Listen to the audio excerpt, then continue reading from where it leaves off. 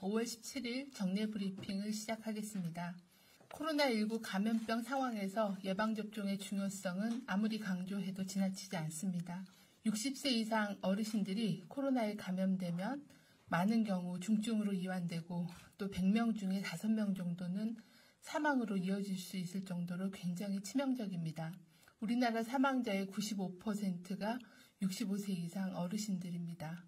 우리나라에서 기존에 접종받으신 어르신들에 대한 예방접종 효과를 분석해본 결과 약 85% 이상의 효과가 있었고 또 감염되더라도 치명률을 낮춰서 사망 예방 효과는 현재까지는 100%로 나타나고 있습니다.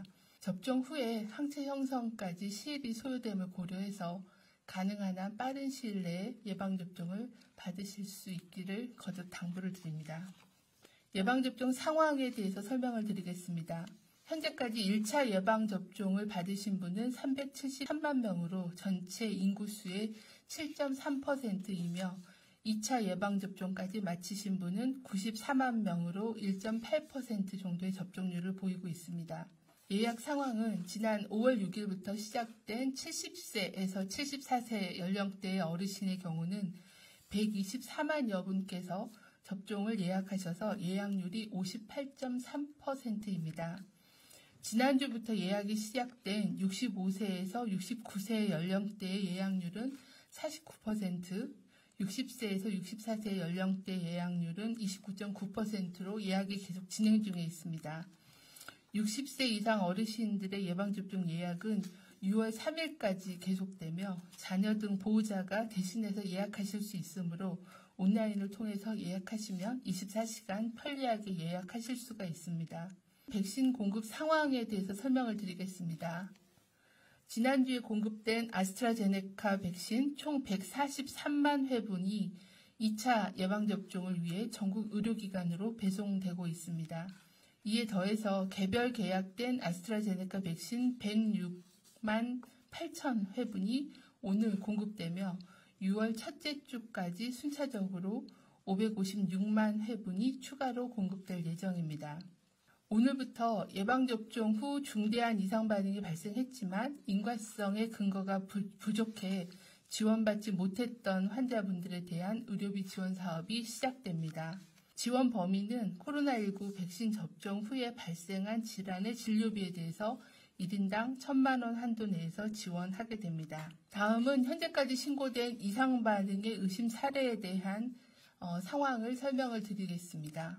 예방접종 시작 이후 현재까지 이상 반응 신고율은 전체 0.47%이며 근육통 또는 두통 등의 일반적인 사례가 95.8%를 차지하고 있고 연령별로는 18세에서 29세 사이의 연령층이 2.9%의 신고율을 보여 가장 높았으며 75세 이상 연령대에서는 0.1%로 가장 낮았습니다.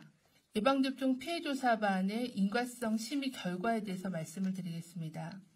현재까지 진행된 12번의 심의 회의를 통해서 사망사례 97건, 중증사례 101건에 대해 심의를 하였고 그중 인과성이 인정된 사례는 2건이었습니다. 이번에 12차 피해조사반 회의에서는 신규 사례 43건에 대해서 심의가 있었습니다.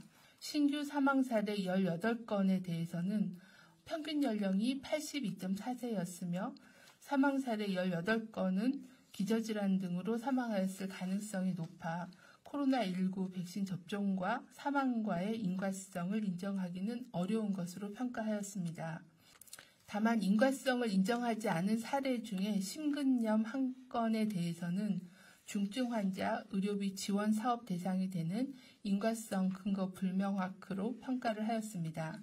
가정의 달을 맞이하여 많은 모임과 이동이 있는 상황입니다. 상황과 장소에 관계없이 마스크를 착용하여 주시고 실내 공간에서는 자주 충분하게 환기를 시켜주시길 바랍니다. 의심 증상이 있는 경우에는 즉시 검사를 받아주시기를 바랍니다.